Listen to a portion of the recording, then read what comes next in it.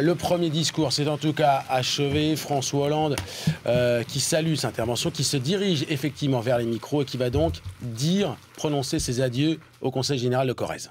Mesdames, Messieurs les parlementaires, les élus de notre département, Monsieur le directeur général des services, cher Dominique, et Mesdames, Messieurs, personnel du Conseil général, je voulais, avant de déposer ma lettre de démission de président du Conseil général, vous adresser quelques mots. Je veux d'abord remercier Bernard Combe de son accueil. Nous sommes ici dans cette bonne ville de Tulle, qui est devenue dimanche dernier une ville mondiale.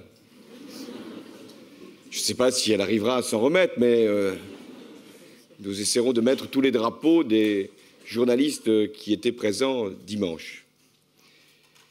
Dominique Ceau a bien voulu dire les mots qu'il ressentait, que vous partagiez, et écrire une loi électorale qui pourrait me donner deux idées. La première, qui est d'avoir eu raison de devenir président du Conseil général de la Corrèze. Si je n'étais pas parvenu à cette haute responsabilité en 2008, les voies de la présidence de la République m'auraient été pour longtemps fermées. Donc je remercie les électeurs du canton de Vigeois de m'avoir porté à cette fonction-là de conseiller général et puis ensuite à l'Assemblée départementale de m'avoir élu à sa tête. La deuxième idée qui me traversait l'esprit, c'est que pour éviter qu'un successeur ne se présente, je pourrais être tenté de supprimer purement et simplement les départements.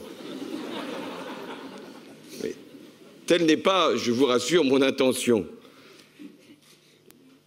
Mais puisque nous sommes réunis ici, je vais m'adresser d'abord aux élus du département qui ont la lourde tâche de représenter à la fois un canton et de servir l'ensemble de la collectivité départementale. Ce n'est jamais facile. Et ça vaut également pour d'autres assemblées, et notamment l'Assemblée nationale. Comment être le meilleur représentant d'un territoire et en même temps avoir le sens de l'intérêt général, pour ne pas céder à la pression simplement des électeurs qui vous ont donné le mandat de les défendre. Et je veux ici leur dire, qu'ils soient dans la majorité ou qu'ils soient dans la minorité, qu'ils ont cette élévation d'esprit. Je veux bien sûr remercier les élus de la majorité, parce que s'il n'y avait pas eu une majorité, je n'aurais pas été président du Conseil général, et vous savez la suite. Et en même temps, dire à la minorité tout mon respect.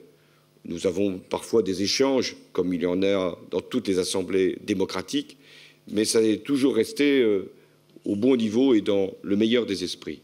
Parfois avec une médiatisation qui permettait à plusieurs d'entre nous de connaître une notoriété qui n'était pas au départ d'évidence. Mais c'est aussi la chance que j'ai eue quand je me suis présenté la première fois dans le département en 1981.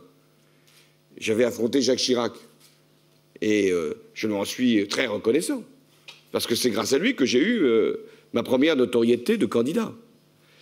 Et c'est vrai ce que disait Dominique Ceau, c'est exceptionnel dans la République qu'un département, en l'occurrence la Corrèze, ait pu fournir 2 présidents et dans un délai assez court. Donc là aussi, je m'inquiéterais de savoir ce qui va se passer dans le département de la Corrèze pour éviter qu'il y ait une nouvelle vocation qui, à un moment, s'exprime ou s'affirme.